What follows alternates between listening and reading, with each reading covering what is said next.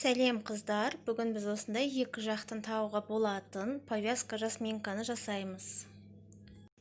Өздеріңіздің қалауыңызша жуан болмаса жіңішке қылып жасай бересіздер. Матаның кез келген түрін қолдансаңыздар болады. Біз мына жерде матамызды алдын ала кесіп алдық. Қазір өлшемдерін жазып қоямын.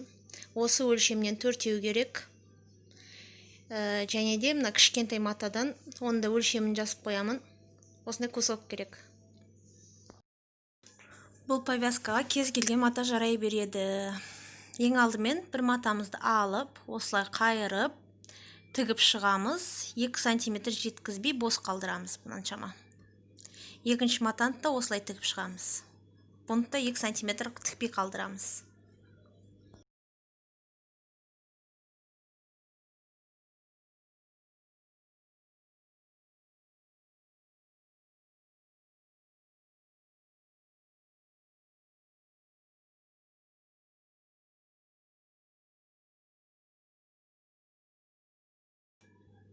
Екі матаны да тігіп алдық. Енді бір-біріне беттестіріп, оң жағына қаратып, айналдырып тігіп шығамыз осылай.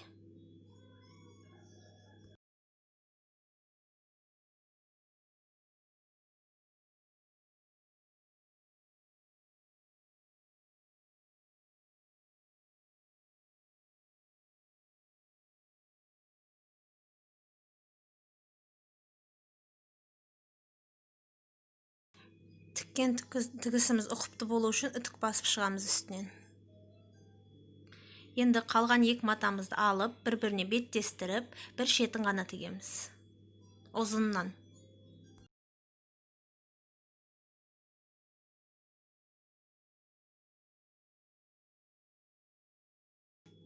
Міне осылай болып шығу керек. Енді үстінен үтік басып шығу керек. Міне осындай болу керек.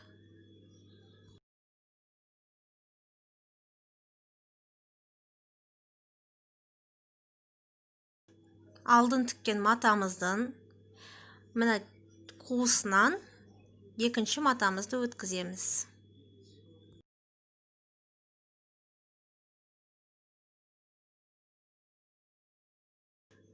Бұлай өткіземіз. Енді бір-біріне бұлай беттестіріп, теріс жағынан тігіп шығу керек екеуінде, 2 матаны да.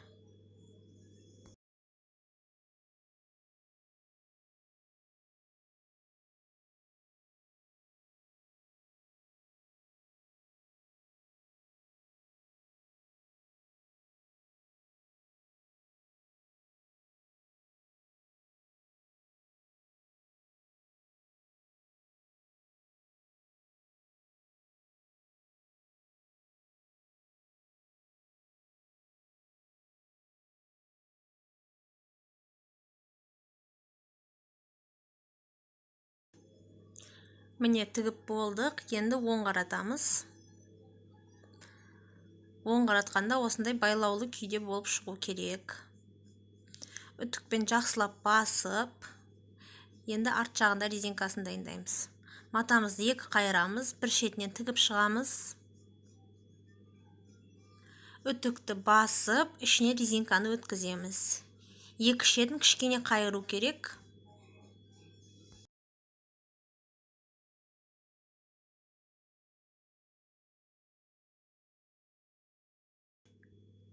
Резинкамыз 10 сантиметр болды.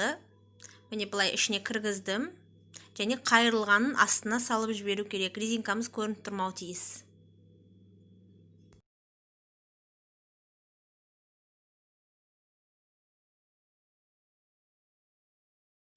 Міне көрдіңіздер ме, матаның шеті ішке қарай сәл қайырдым. Енді мына бөлігін жиырып, сол резинканың ішіне салып жіберуіміз керек. Егер машинкамен тігу ыңғайсыз болып жатса, қолмен де тігіп жіберуге болады. Міне осындай болу керек. Сіздер түстес мата алыңыздар. Мен мына бетін қарамен істеп қойдым, бірақ негізі түстес болған дұрыс. Екінші жағын да тура солай жасаймыз. Ішіне кіргіземіз.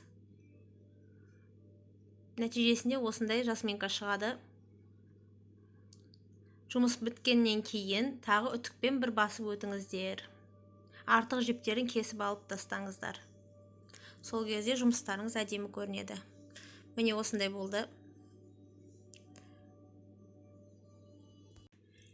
Видео ұнаса, лайк басып подписка жасауды ұмытпаймыз. Менімен болғандарыңызға рахмет. Сіздермен болған Маржан.